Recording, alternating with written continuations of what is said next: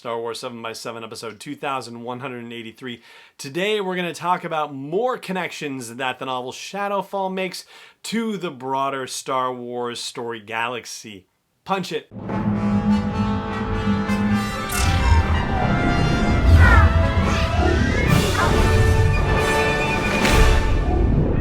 Hey Rebel Rouser, I'm Alan Voivod and this is Star Wars 7x7, your daily dose of Star Wars joy, and thank you so much for joining me for it.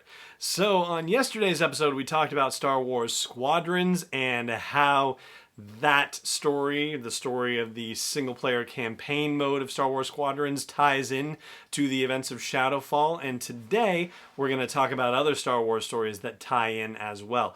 Mild spoilers for Shadowfall will be included in this episode, and by mild I simply mean that I'm going to share bits and pieces and little elements and that sort of thing, but it's not going to affect the main thrust of the story. So if you haven't read Shadowfall yet and don't want it spoiled for you, then don't worry. You're in good hands here. So what we know about Shadowfall is that it takes place roughly a month or two after the events of Alphabet Squadron, and that means that we are still in that very tumultuous space in between the Battle of Endor and the Battle of Jakku between 4 and 5 ABY. That means that we are squarely in the same territory in which the Aftermath novels take place, the Chuck Wendig novels that came out a few years ago, that whole trilogy, right?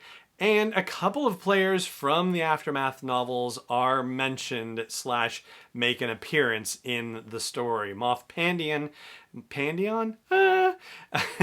pronunciation, you know how that goes, is mentioned in here, and Ray Sloan also is mentioned. There's talk about how an Imperial remnant is coalescing, and that Ray Sloan seems to be the person around whom that remnant is coalescing. There's no talk of Gallius Rax in the novel Shadowfall, so he is still operating very much in the shadows, comparatively speaking, which is, you know, what happens in the Aftermath trilogy. And I don't think it's really giving anything away to say that Shadowwing does not hook up with Ray Sloan's remnant as part of the events of Shadowfall. In other words, there's not going to be a huge battle where suddenly Ray Sloan shows up with the full might of an Imperial remnant, because the Aftermath novels don't depict anything like that. They don't depict a time where Ray Sloan just said, oh, I've got to duck away for a mission, and suddenly she's in the deep core and dealing with that sort of thing. So no, that's, I don't think, giving away anything. There are also references to Jyn Erso again in the book, particularly because Chas Nachadik, who is our B-Wing pilot, idolizes Jyn, and so there is, more about that. And it turns out, because Alexander Freed wrote the novelization for Rogue One, all those characters are, deeply embedded into his core, into his being, and so it comes kind of naturally for him to reference stuff that's related to Rogue One. And so, yeah, you're going to hear a little bit more about Chas and her thoughts about Jyn Erso in this novel too. There are also references to The Empire Strikes Back, where characters are swapping legends about the Battle of Hoth. It's not detailed, it just basically says that that's what characters are doing. One of the hallmarks, it seems, of Alexander Freed's novels is that there are moments where the soldiers, the pilots, are hanging out together and swapping war stories, and the narrative talks about the stories that they're sharing. Sometimes they actually go into the stories themselves, and in particular, you're going to hear a couple of things about Darth Vader. Yes, you actually will, because at this rate, I think Vader kind of has to be a surprise in everything. Oh man, we could probably do a whole episode about that right now, but yeah, well, maybe I'll look at that down the line.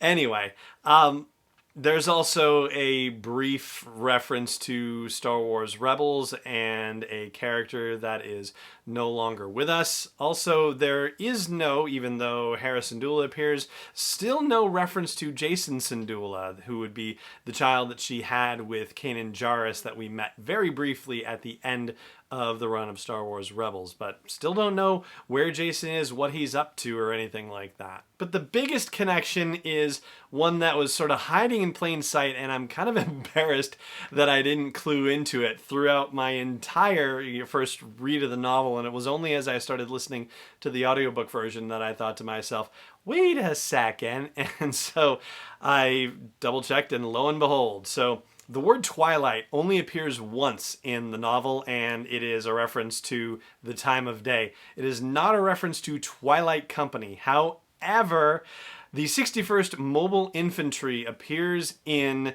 the events of Shadowfall, and that is in fact Twilight Company. Yes, the same Twilight Company that starred in Alexander Freed's first novel in the new canon. That would be Battlefront Twilight Company. And if that's a novel, a story in which you were particularly invested, then you will be very pleasantly surprised to know that some of the characters that appeared in Battlefront Twilight Company appear in this novel, Shadowfall, as well. In fact, it kind of makes Shadowfall feel like a more complete story in a sense because, Twilight Company was about a, 61st Mobile Infantry, like it was about, ground pounders, the grunts, right? And Alphabet Squadron was very much about pilots, but in Shadowfall, the two groups are working together. And so in that sense, it feels like more of a complete military novel story, if you will. And so there you go. That's going to do it for our conversation about other connections to Star Wars stories that are made in Shadowfall by Alexander Freed, the second novel in the Alphabet Squadron trilogy. And that is going to do it for this episode of the show. Thank you so much for joining me for it, as always, and may the Force be with you wherever in the world you may be. Star Wars 7x7 is not endorsed or sponsored yet by Lucasfilm Limited, Disney, or 20th Century Fox, and is intended for entertainment and information purposes only. Star Wars, the Star Wars logo, all names and pictures of Star Wars characters, vehicles, and any other Star Wars-related items are registered trademarks and/or copyrights of Lucasfilm Limited or their respective trademark and copyright holders. May the Force be with them. All original content is copyright 2020 by Star Wars 7x7. We hope you love it.